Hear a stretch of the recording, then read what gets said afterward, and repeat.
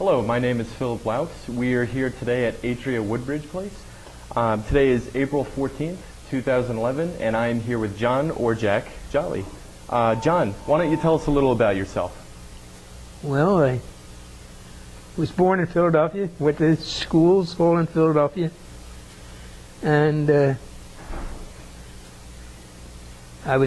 we were playing football the day that the Japanese had bombed Pearl Harbor. And I remember coming out of the game, we would run up a pretty good score, and we were coming out of the game. In fact, we were playing for the state championship at the time. And here one fellow says, "What are you thinking about the Japanese bombing Pearl Harbor?" And the first thing we said was, "Where's Pearl Harbor?" So, you know, it was a shock to us, and when we found out where it was, and some of us went over there and served in it. I didn't. I went over the other way. I went over to European Theater. I was in with the Air Force. We flew V-17s, and I flew a couple of missions over there. And we that's about the extent of it. That's it?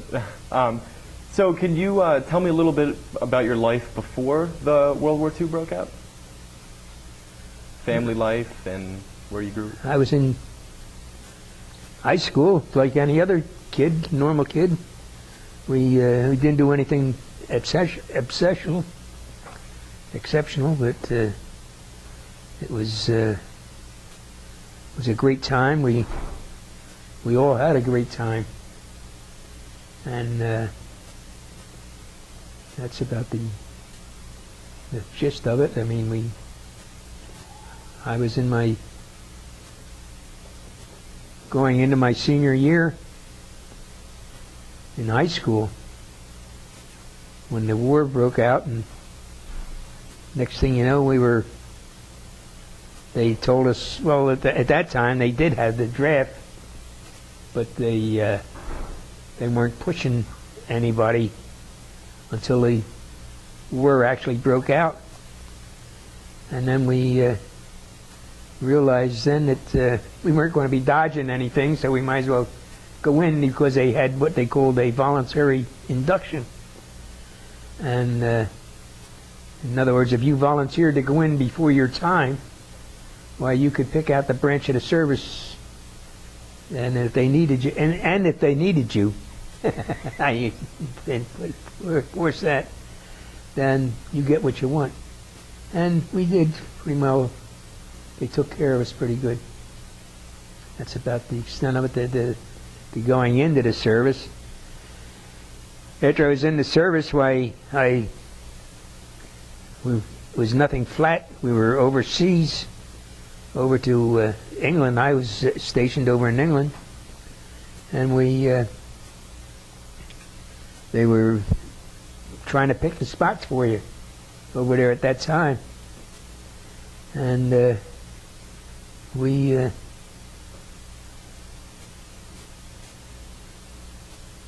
went along with, as this thing grew, we grew. And they were very well organized over there, I think. I give them a lot of credit for the short space of time that they had over there. Of course, the English had a big head start on us, but our bases were almost right next to English bases, and they would have a floor show or something like that down there, and we used to go over to cheer them on. But they didn't like that. The girls liked the Yanks coming over. They didn't like the English over there.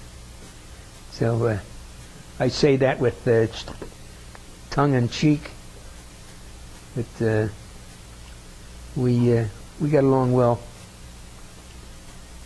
Could you talk about a little bit of your experience in the basic training and then going through flight school? Well, first thing we did, they figured out whether you were going to go to flight school, and we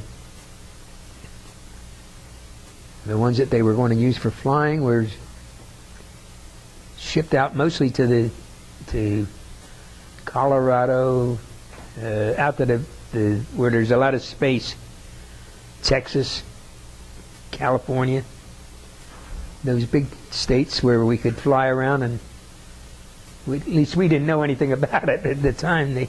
We needed all the experience we could get, and we were just a bunch of kids from, mostly the bunch that I was with, we were from the East Coast, New York, Massachusetts, Pennsylvania and New York were about the two biggest recipients, I guess, and or participants. And then we wandered around down south. South was more or less for the southern states was more or less for the schooling. We went to radio school. If we were going into aviation, we had to have a radio man, and you had to have a mechanic. So they sent us to these schools. We went to them for maybe, depending on what school you were going to, I guess it was around anywhere from 12 months to a year and a half that you would be going to school, which was a long time considering that the war was on. They're bombing us over there. In fact, every day you pick the paper up, you see Germany just walked into Paris, or they just walked into the coast there. They threw the British out of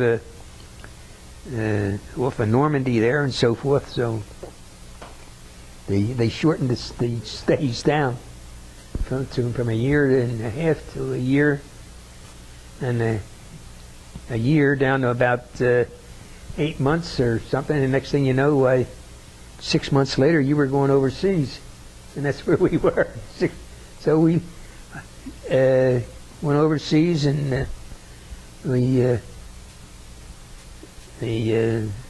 one of our missions happened to be the Germans the Russians were pushing the Germans back into Germany, and the next thing you know, they said, "Well, you're going over there, and you're going to stop not going to let the Germans back." They went in, and we had a field over there. It seemed like every time we'd get into a field, there'd be another field right alongside of us with another ally.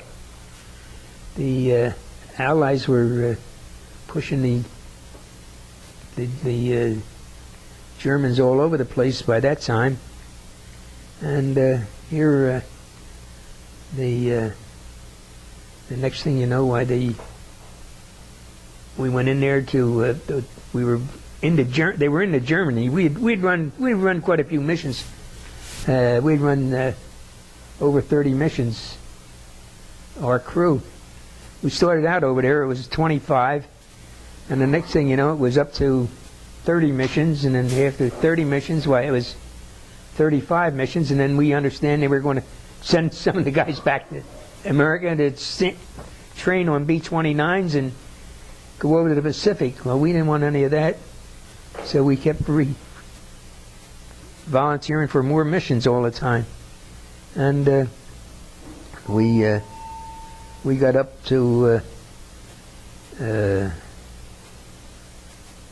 I think it was 28 or 29 at that time, and they wanted to know whether we'd stay on. We said, "Yeah, we'll stay if you keep the crew the same." But they weren't doing that. They weren't keeping the crew the same because a couple of guys would want to get home to see their wives. Well, then they said, "Well, we'll just take unmarried men," and which we were, which I was, I should say. And I'm saying we, and I mean the guys that stayed